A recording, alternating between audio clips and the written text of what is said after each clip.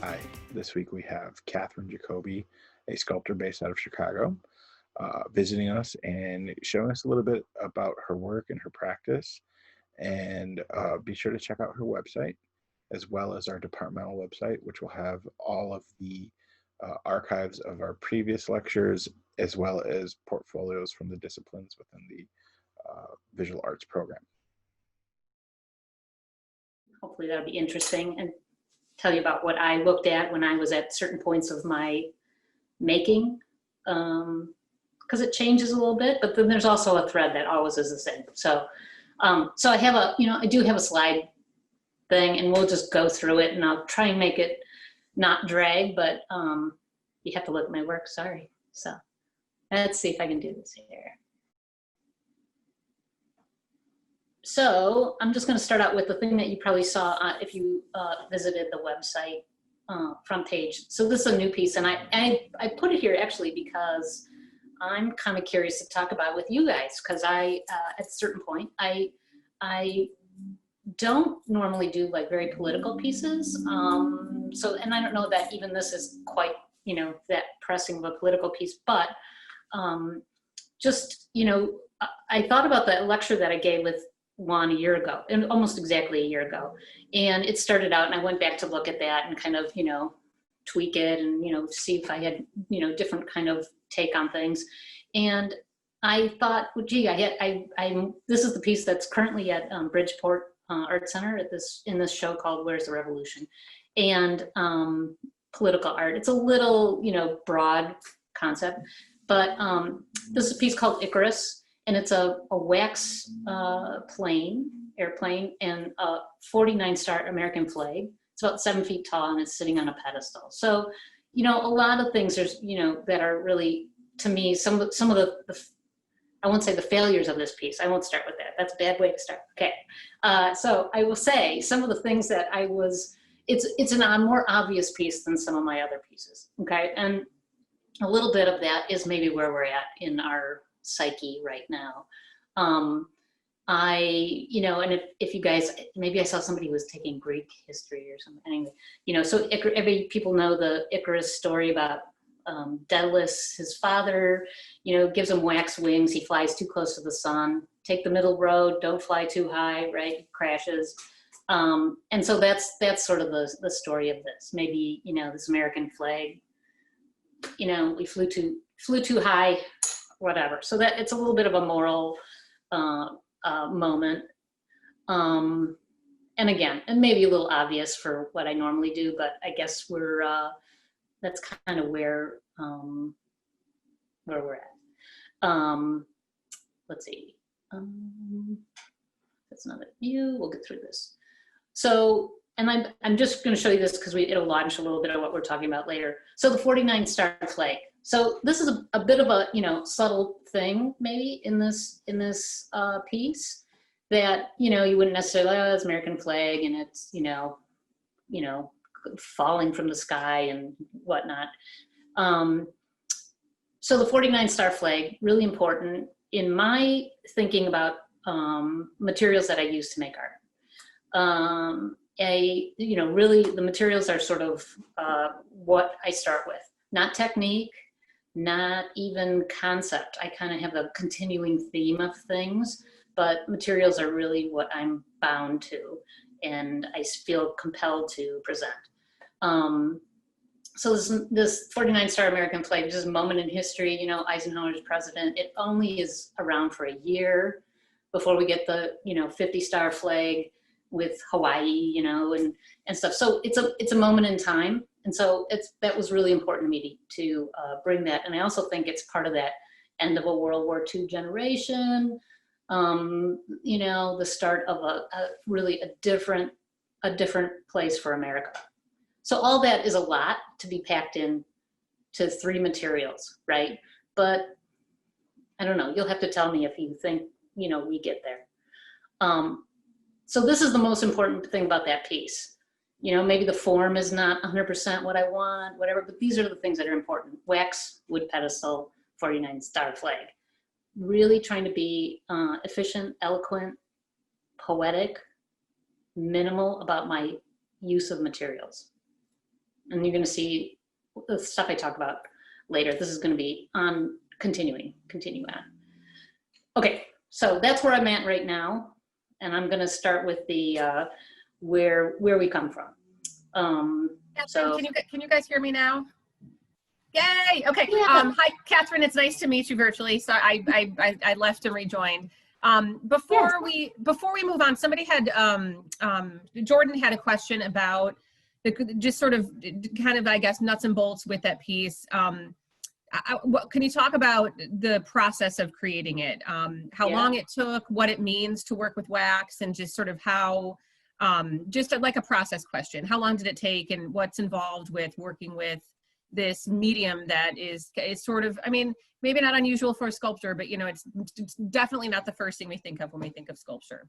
Yeah, well, for a sculptor, it's actually a really important medium from a historical standpoint, you know, and those are the things I draw on, like, and sometimes I draw on those things to I'll be honest with you, I draw on those things to confirm that I really am a sculptor, right? So if I use the material of sculpture, it must be sculpture, you know, and that's a little bit of a, you know, maybe confidence game that I play with myself, but that's, you know, if I use wood, okay, I'm in that zone already. It gets me right there, right? So wax for a sculptor is, you know, everything you cast from. And I think the other part of the wax thing, it has this dual purpose for me. So wax is a really important material. It's preservation. It has this preservative quality to it. And it also is, what I'm trying to think of the right word. Well, it can be melted down and reformed, right? It's really malleable, and it really can be reformed, and I love that quality about it.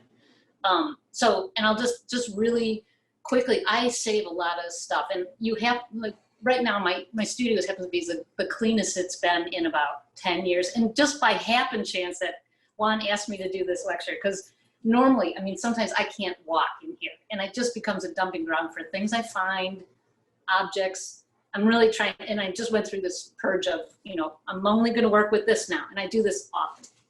So I have the pedestal. I bought pedestals a while ago and for a show, and then I had pedestals around, you know, and I have all this stuff that I went, ooh, that's going to be something someday. So I would say the three things that I had, it was I started with this balsa wood plane that people, you know, motorize those, and I think that's a big sport or a, you know, hobby thing. People have those. So I found it in an antique store, something 10 years ago, had the pedestal for probably longer than that.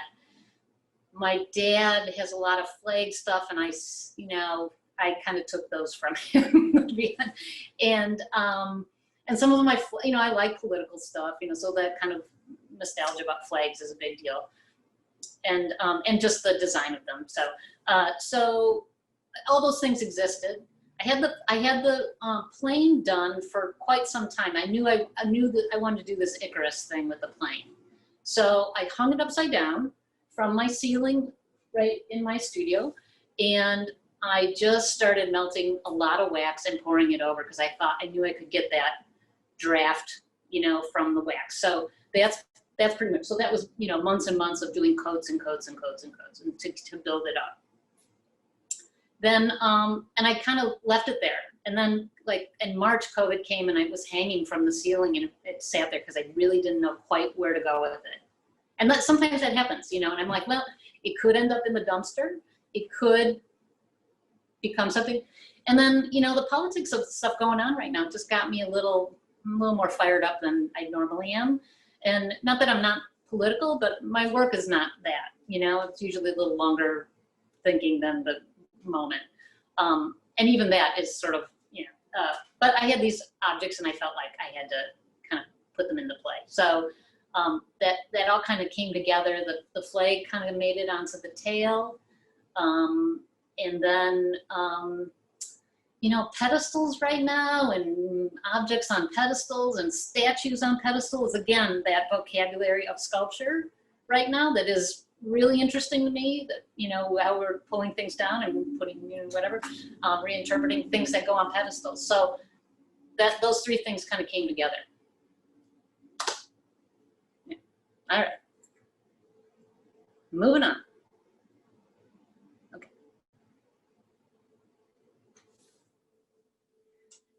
We'll get through a bunch of this. Okay.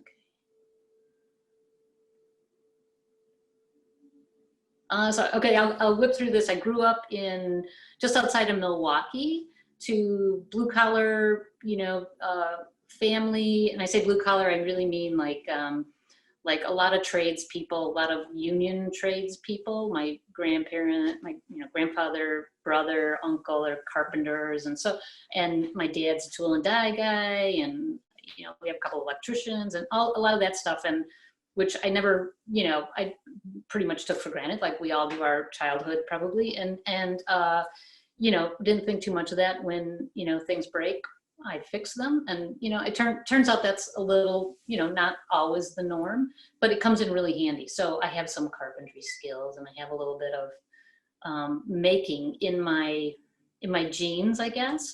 Also, not growing up with a ton of money, just really simply, if I wanted stuff, I would think it up, and we would make it, and that was kind of a norm in my house. So yeah, so and a lot of carpentry stuff. So wood is a big part of what I think about.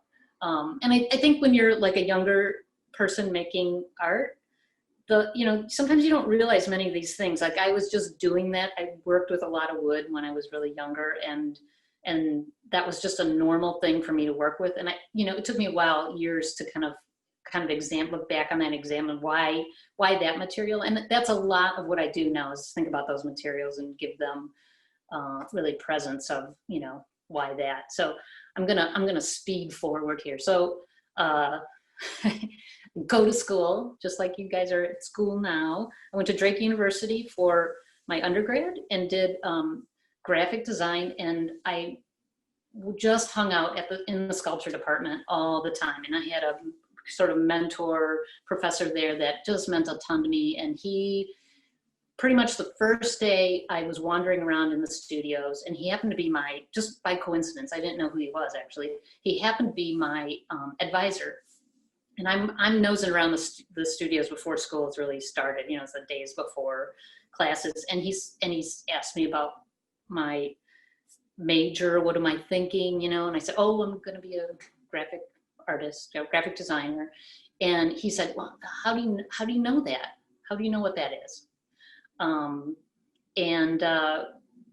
He said, don't be so quick to sort of, put yourself in that box. And I think that day I thought, for whatever reason, the way that he said it to me, it stuck, and I still did graphic design. That's what I do for a living now. And I actually really enjoy it. I like the problem solving, and I've been doing that for many, many years. But it also just gave me a broader view of, don't lock yourself into, you have to be this or that, which is always why I think a lot of this stuff is examining, am I a sculptor? Am I, if I work in this?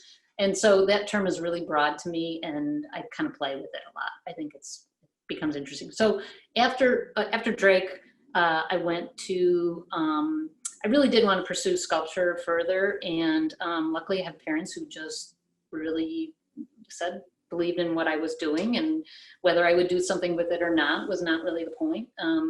And when I say do something with it, I mean make a living.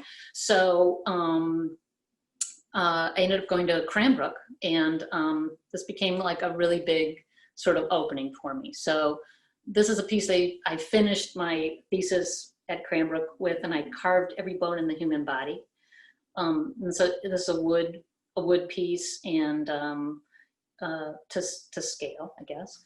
And it had a lot to do with religion and praying and doing sort of repetitive acts of this carving. I'd sit and do this 8 hours a day, every day, until it was done. And this is my body, is obviously, I was raised Catholic. And so this is a line that I know very well, those lines, those repeated lines that you do without sort of a lot of, they become repeatable and automatic. So literally, this is my body. and the following, the following line of that is, which will be given up for you, right? So it goes on. And so a lot of those things will be triggered, I think, for people. So they're all nailed to a board, and I did some inlay stuff, which is really badly done, but that was kind of the point, that I was learning how to do this. So I went through Cranbrook, and I made work and did a few shows after that. And, so this is like 1990s or something. And I just wasn't happy with the work, and I was just kind of struggling working and keeping continuity of thought. And I did, and the reason I'm going to talk about this part, because it became like this really important thing that happened to me. I stopped making work completely for about 10 years. And it wasn't that I couldn't, I just couldn't, I couldn't justify what I wanted to say. I did a bunch of things. I went back to school a little bit. I went to the University of Chicago and did something they have called the basic program, which is, reading what they consider the Western canon. And I say that with some quotation marks, but it kind of filled in a lot of my liberal arts background that I thought I may have skipped over in art school. So, and then I did a Asian classics version, and it just kind of got interested in kind of filling the bucket, as they say, of things I could talk about. So in early 2000s, maybe, I started making work again, and sort of started with a gallery called Packer Schampf Gallery, which was on Lake Street, and did a bunch of shows with them over 2000s. So this is a piece called Crossing. Many parts, pieces of wood, fragments, and a deer mount.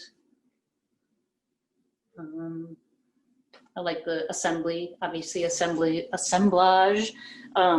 So referencing, again, art history stuff, you can reference this all day long. This is a piece called Mortal Coil. Bunch of wire and light bulb stuff. That was to represent a spine. Obviously, a lot of anatomy stuff. From that Cranbrook piece, kind of drawn to doing anatomy again. It's like one of those references that had to do with classical sculpture, that, to have proportions and all those things. And these are kind of the version of breaking those rules. Yeah, let's see. A little detail of that piece. Catherine, can I ask you a quick question? Absolutely. Just because I'm seeing this connection between the sort of abstraction in the body and your work, and you mentioned you went to University of Chicago. Did you take any coursework with Barbara Stafford? I did not. No. Okay. Because she's an art historian, and she later I'll send you a link about her work. I don't even know if she's alive anymore, but it was a I think you guys would have hit it off. So I'll send you. We'll talk about that later. I didn't mean to interrupt you there, but that's awesome. That's beautiful awesome. stuff. Yeah. Okay, sorry. No, great. Okay, this is in the same theme, cage, obviously rib cage. It's inner tubes, and you'll see I kind of fall upon certain materials, and then I fall in love with them, and then you'll see the tubes later. So there's little questions coming up on here. Should I be answering these one, or just keep going? They're all so good. I don't know when to throw them in, and when to, you got students. I love you guys. These are just fantastic questions. So if you want to scroll through and answer a couple, it's hard for me to choose one because they're all so damn good. But if there's anything that you would like to answer now, please do. If not, I will pick some at the end. But please, if there's any you want to answer, go ahead. Okay, they come up kind of quick. I'm on an iPad, so I don't have a ton of space to look at them. So I will.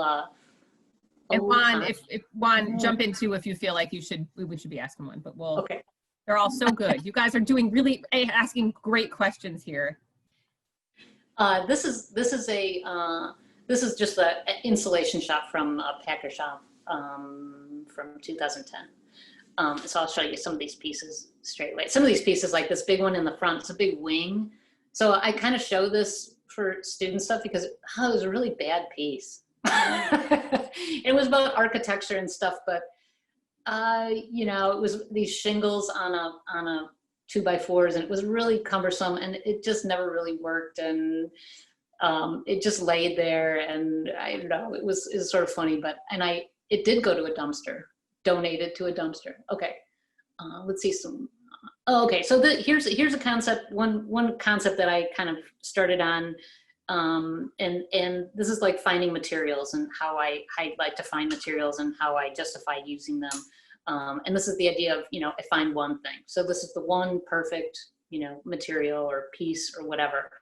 So the thing that and this is again, you know, a little bit of a philosophical moment where I am one person, right? And then the many, right? Many ones. And so you'll see how I end up with this idea of the aggregate in something like this. This is a piece called Time Again. And I did a piece called Time that was a little bit smaller than this, but so this is the New York Times. I saved it for a year. So this is the stuff I start accumulating materials. Save the New York Times for one whole year, and I start rolling it from the beginning of the year to the out. So it's just the way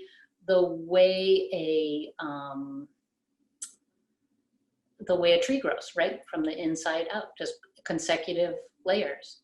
And I wheat pasted each layer, you know, with a big roller, and it ended up being something I did every morning, every evening. So I'd have a big stack there, and it went to the gallery. Actually, it was wet when it went to the gallery. It was about 350 pounds, and I had to have movers get it. And it dried out and a little lighter after that, but still, it's a big piece, about, you know, 36 inches wide or something like that. But very heavy, very big, and I think it accomplished one of those things that I wanted to be: really minimal, elegant, poetic,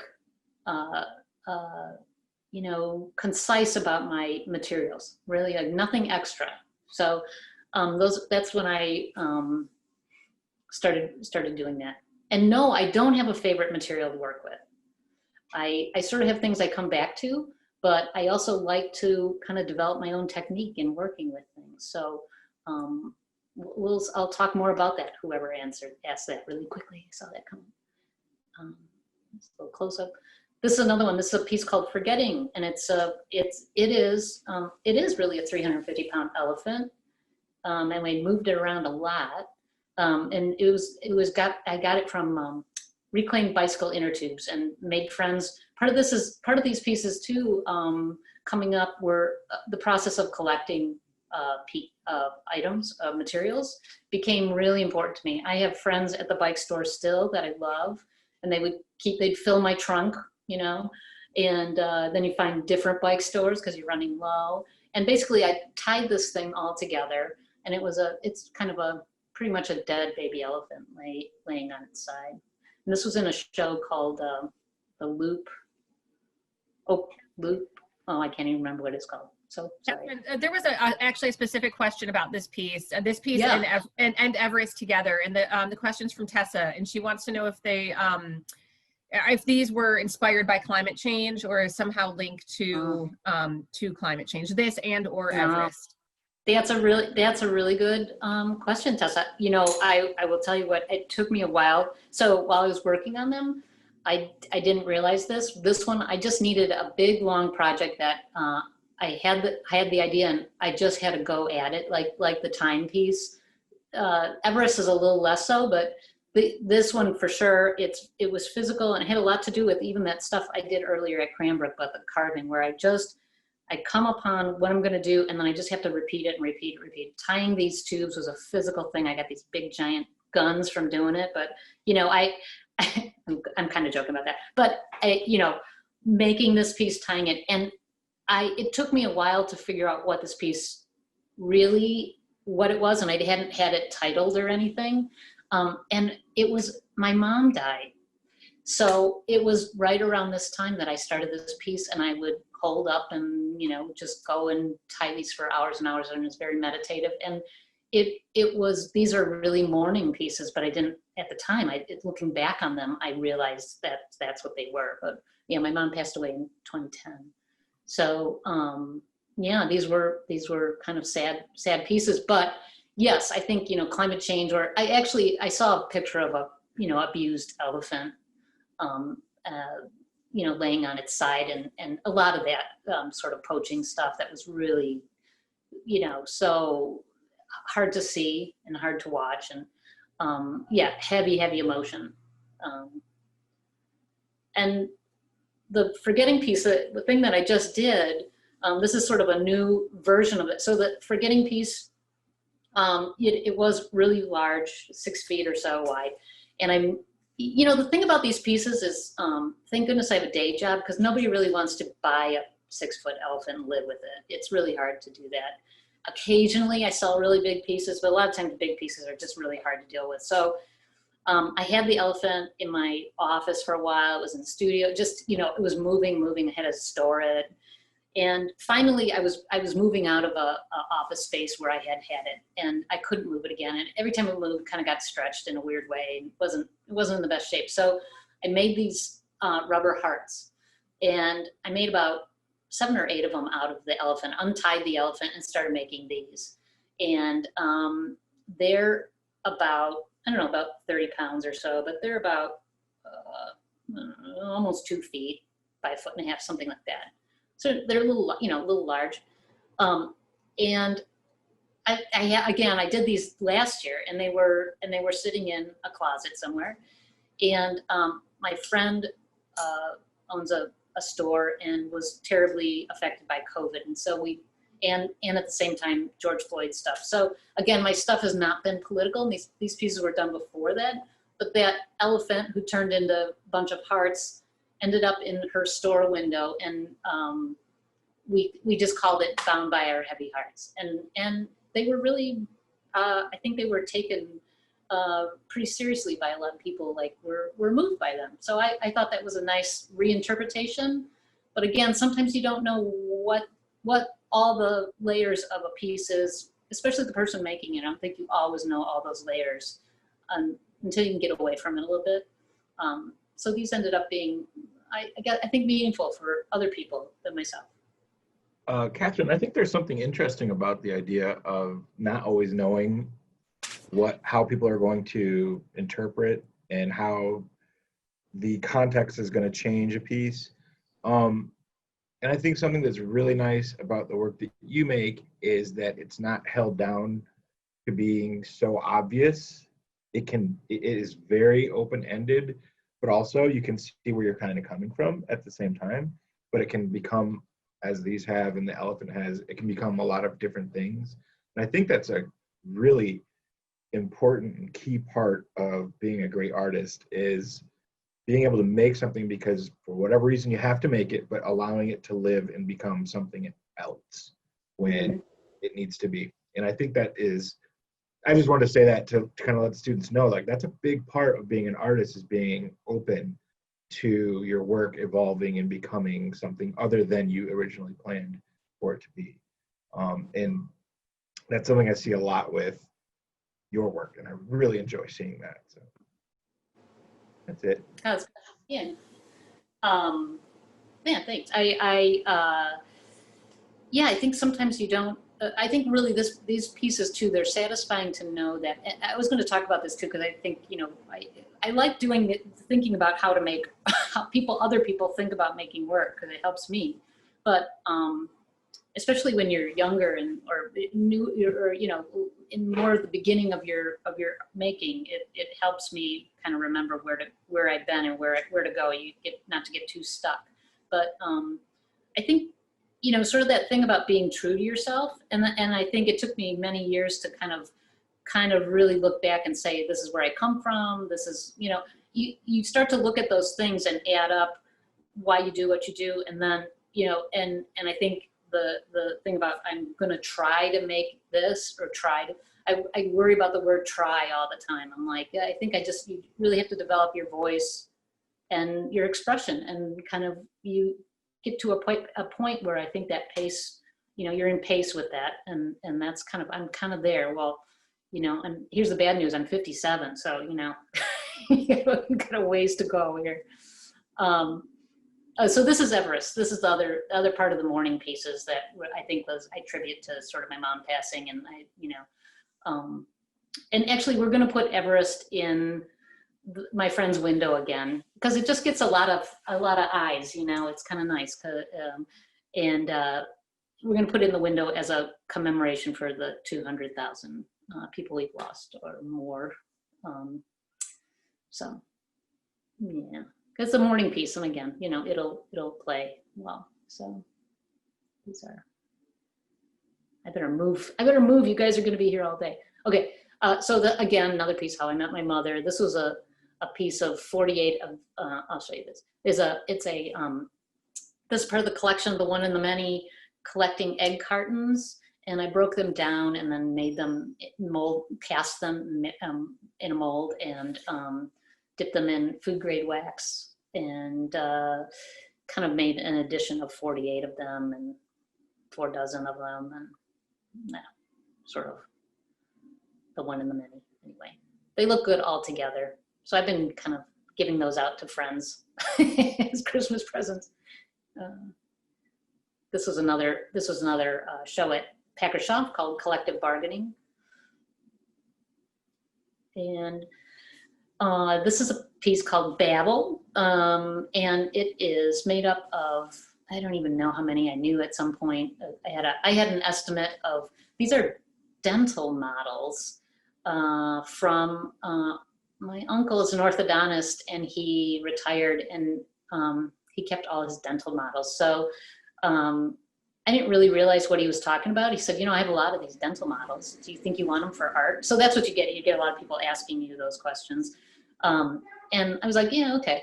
So, they were thousands. I had a white cargo van filled with boxes of dental models, and the only requirement was I had to take off the identification of them, obviously for HIPAA reasons.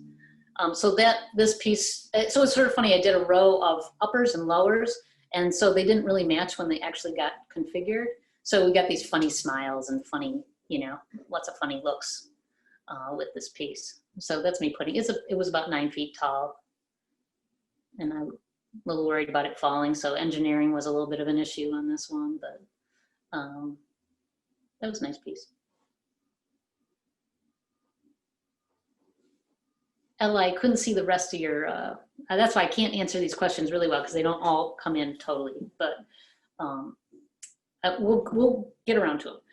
So this is a little statement that I came upon a couple years ago, and I think it's been helping me sort of think about the way I make work. And those materials that I talked about in the beginning, the wax, the pedestal, and the flag, sort of converge into this idea. So I sitting in my car, listening to NPR, and Richard Wilbur was a poet laureate, I think in the 60s. And he passed away, and they had this little bit of him talking about writing poetry.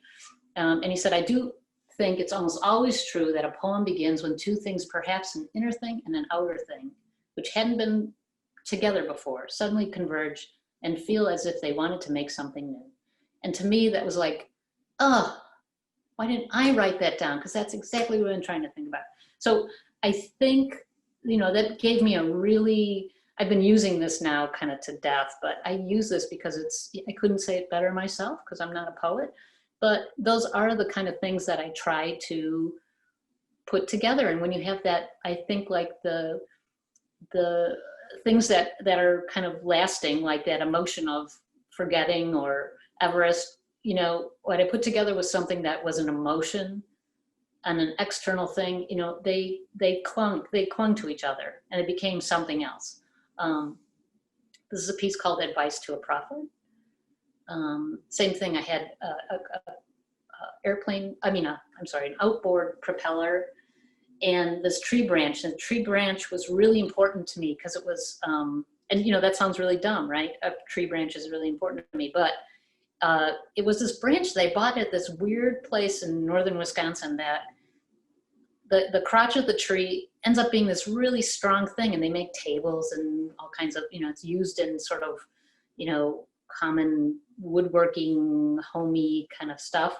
And it was so amazing to me how strong that branch is. Like that triad, that branch was so strong. I mean, I could stand on it, and it looked kind of flimsy, but it was so strong. So I just looked around my, studio, and what is the heaviest thing I have? And this outboard propeller I've had for a really long time, this really beautiful object. And, it went right on top of there, and was like, oh, that's a moment, right? Rarely happens, but those are the things that I work on. So these are these pieces that I started on after, related to that poet's quote, that are, I'm kind of, they were almost like doing scales when you're a musician. Like I'm forcing myself two objects, although, the Icarus piece that I showed you in the beginning is 3 objects technically, but I let myself, the luxury of that. So these 2 objects go together. I kind of feel like that it kind of keeps me really working on the intensity of those 2 things, the really that I'm really being deliberate about something. Another piece called Tender Hooks, baby shoes and a meat hook, put those 2 things in play. Little joke, perhaps. This piece called Skin and Bone. It's actually a rifle sling from World War II, and deer ribs.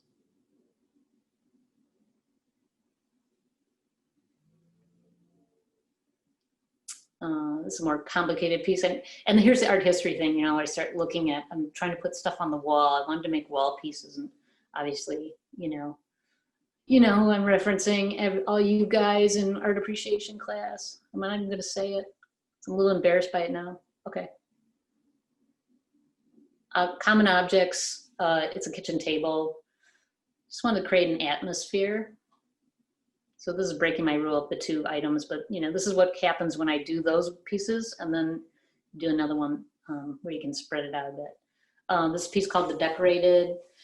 It's one of those panoramic World War I shots, and thumbtacks, and some millinery birds from Victorian millinery birds, which became a big deal, like that they almost made some birds extinct because these women wanted these very, exotic birds on their hats in Victorian times. So I thought this was sort of the tragedy of being colorful. You stand out, you're going to get shot, or has those references to it. Again, sometimes when you read poetry, I don't always understand the stuff, but you can have these, you get to put these things together, and I think you understand in a different way that just words alone, or just pictures, or just objects don't work. When you put them together, you have something else, like Richard Wilbur says. So this is a thing I've been using for my statement for a while, and I don't know, I tweak it occasionally, but so I just have this conversations in the vernacular engages what one already knows. So these objects I pick, are things that should be common. I don't want to alienate anybody. I want to bring you in. Juxtaposes and constructs. It's a common commentary that the constancy of objects, the things that we know, right? The constancy of these objects that endure in our memories will only ever change. So, the baby shoe, which was a baby shoe, or it wasn't mine, but it was somebody's baby shoe. Now a baby shoe on a meat hook, it only changes. So it changes. There's no constancy of those objects, which you would think. And this is a piece that I showed with Juan last year.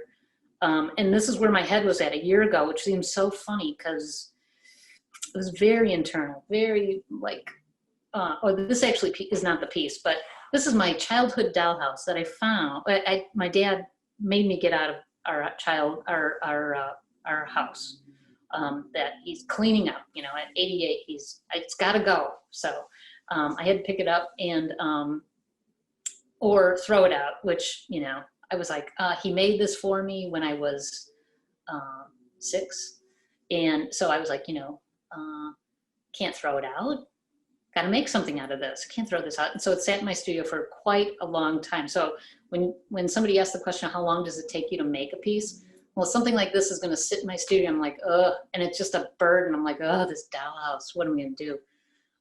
So I really abstracted it and took it apart and made it. I decided I would make it. The dollhouse went through a couple of reiterations when I was actually playing with it, where I redecorated it with, you know, the family, you know, if we got new carpeting, the dollhouse got new carpeting. If I painted my bedroom, the dollhouse got the bedroom painted. And this is like the 70s. So it was a super cool dollhouse. So I broke it and made it into this art piece that was basically reconstructing it on some really, you know, classic maple frames. And I made it into 5 pieces.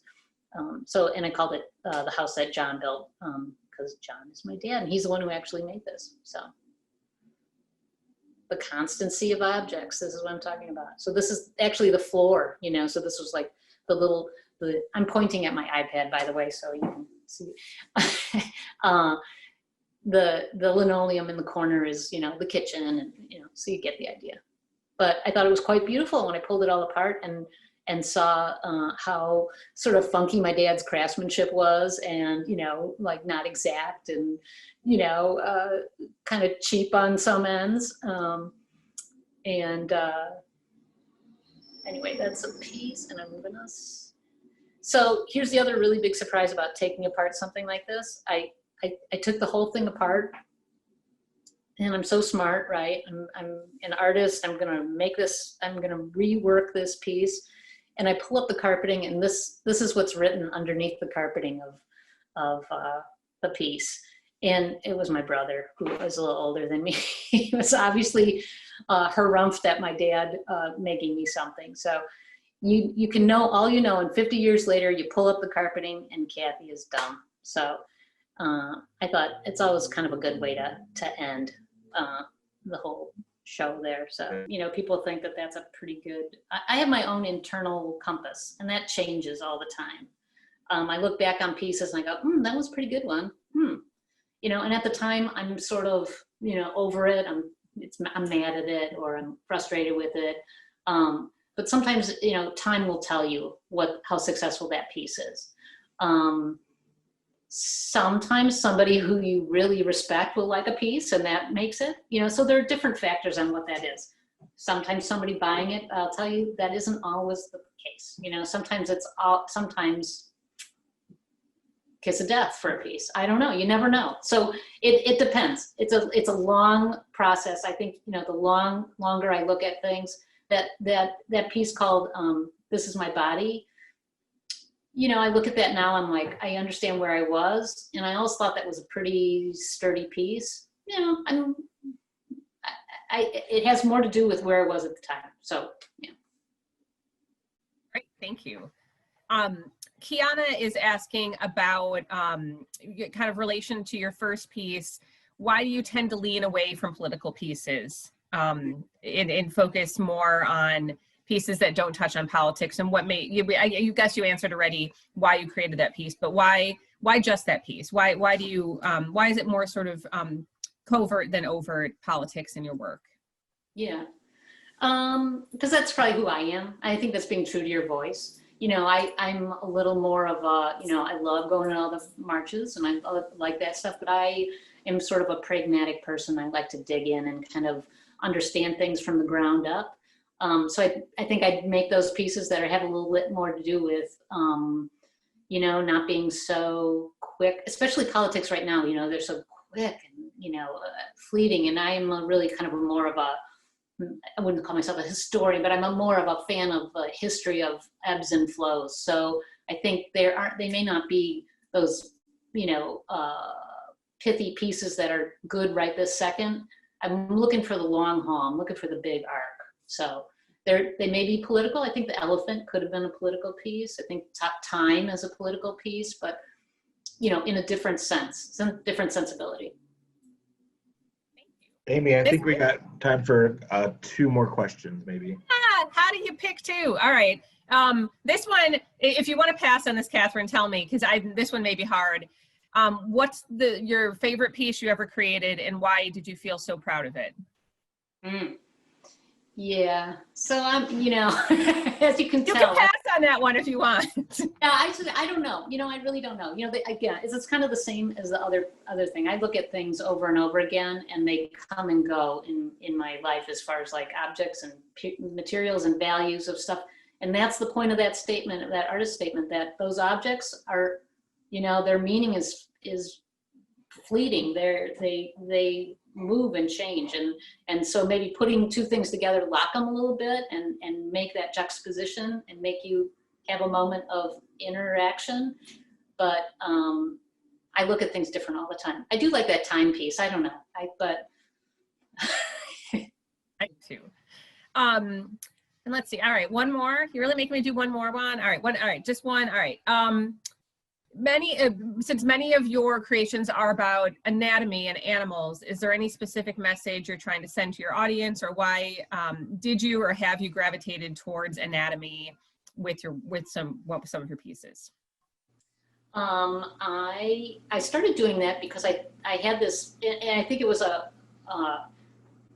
an overt sort of, I was meaning to do this, to use anatomy as a way in, saying that we all have this, right? These are forms that are familiar to absolutely everyone. How could I go wrong with this? I'll start here. Like everybody has one of these, looks a little different, but that we could all plug into that. I think that was a little bit of a justification now, but I like medical stuff. I like engineering. I like how things work. And so the anatomy stuff is also that vocabulary that I think I talked about in materials. It puts you in this classical art vocabulary. And, again, I'm trying to align myself with the big boys, and, that's what you do. I don't know. No, I'm not trying to align myself with big boys. It is what you do, though, for that, align yourself with art history. How could you go wrong? But I did. There was one, there was a second part to the question that was about who do you look at and stuff. And I was thinking a lot about this, that piece, that Rauschenberg ripoff piece that is in there, that I did. I know. I look at it now and it's like, and but you got to show it and tell people, yeah, you got to try some things sometimes. And so that was, when I was in college, Rauschenberg, I looked at all that kind of stuff, Ava Hess. And these were artists with capital A, and that sort of attitude about an artist. And I've never sort of felt that. So I think I've always had, I look at the work, but that attitude was not really, where I was coming from. And at the same time, like when I was at Cranbrook, the kind of YBA, the Young British Artists, thing was going on. So Tracy Emin and Sarah Lucas and stuff are big fans. I'm not as, talk about political, but, I'm not as kind of blunt as that stuff is, but I love it, so objects, collecting of objects and realistic object stuff. So anyway. Well, thank you, Catherine, for your time and your expertise. Thank you all the students who spent their afternoon with us here. And thank you, Amy, for helping guide us. And like I said, I'll make this available for our archive, so you guys can always look back on it. And be sure to check out Catherine's website because there's a lot more work on it that's really interesting. And yeah, have a good day, everyone. Thank you. Thanks so much, guys. Bye. Be good. Make good stuff.